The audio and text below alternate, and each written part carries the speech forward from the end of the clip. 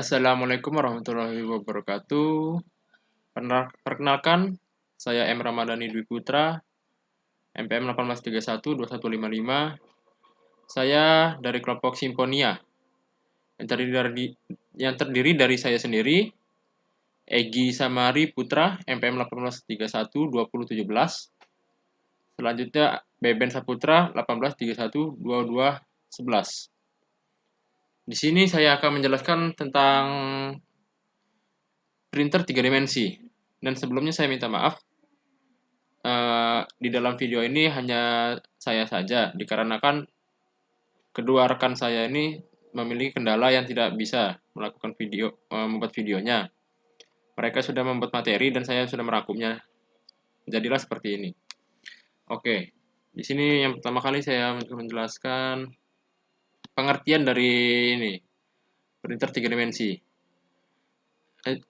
Printer 3 dimensi yaitu alat cetak dalam bentuk 3 dimensi, juga dikenal sebagai prototype cepat atau stereolithografi, di mana sebuah objek 3 dimensi dibuat dengan meletakkan lapisan terturut-turut beberapa bahan. Teknologi printer 3 dimensi akan dihasilkan benda padat dan bukan seperti mencetak selembar 2 dimensi.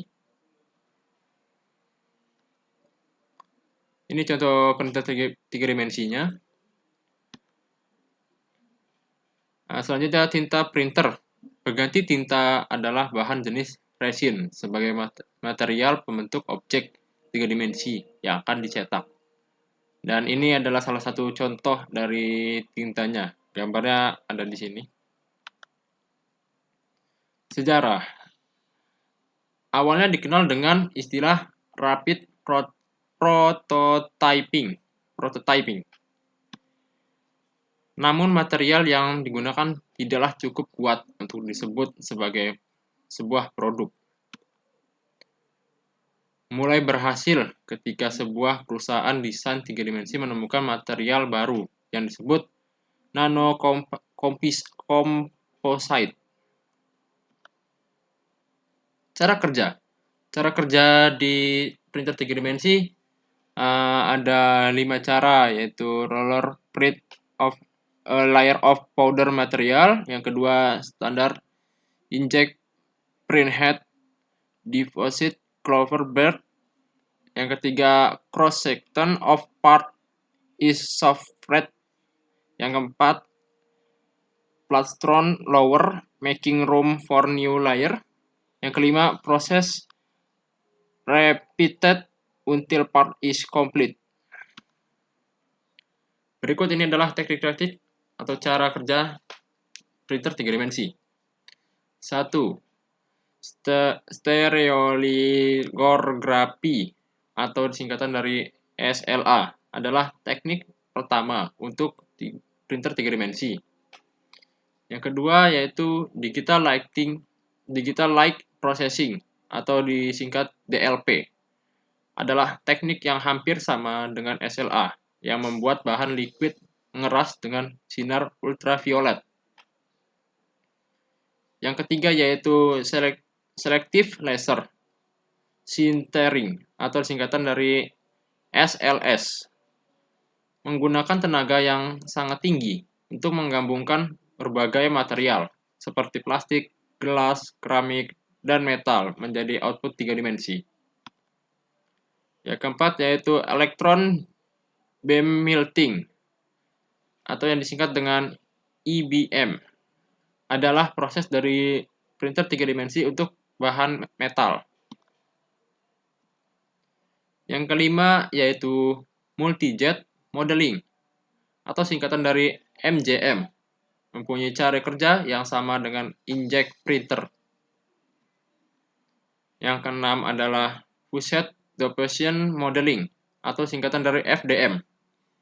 Menggunakan bahan nozzle yang dipanaskan dan akan melelehkan bahan seperti plastik pada hasil outputnya.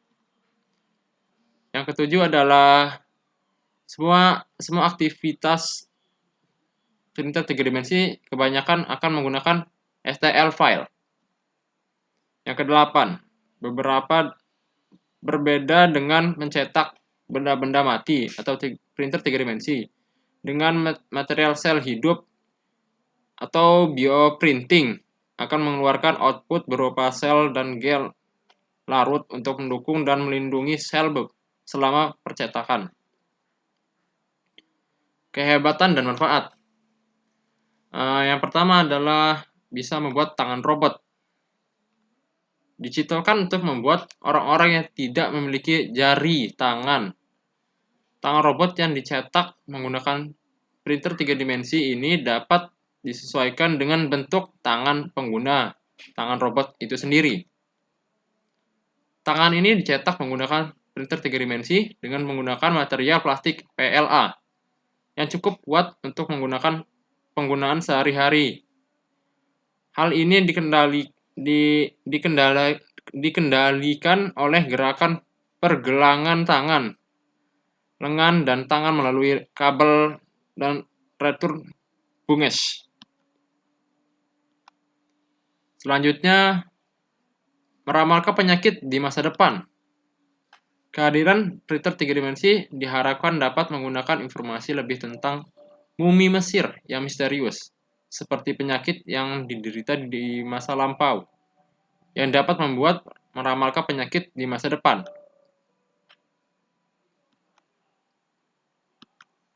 Selanjutnya, bioprinting. Bioprinting adalah suatu teknologi pembuatan organ atau jaringan tubuh makhluk hidup buatan dengan menggunakan device printer 3 dimensi. Tujuannya dalam jangka panjang adalah untuk menggantikan organ atau jaringan tubuh yang rusak. Selanjutnya, pembuatan maket model. Dengan adanya printer 3 dimensi ini, para engineer, khususnya arsitek dan teknik sipil, dapat dengan mudah membuat maket model sesuai dengan rancangan komputer. Kesimpulan dari printer 3 dimensi. Semakin lama perkembangan teknologi, juga semakin maju. Banyak macam alat yang dapat mempermudah aktivitas manusia. Namun di sisi lain, tidak dipungkiri bahwa perkembangan teknologi juga memiliki dampak negatif, seperti ketergantungan dengan alat tersebut dan menjadi kurang produktif.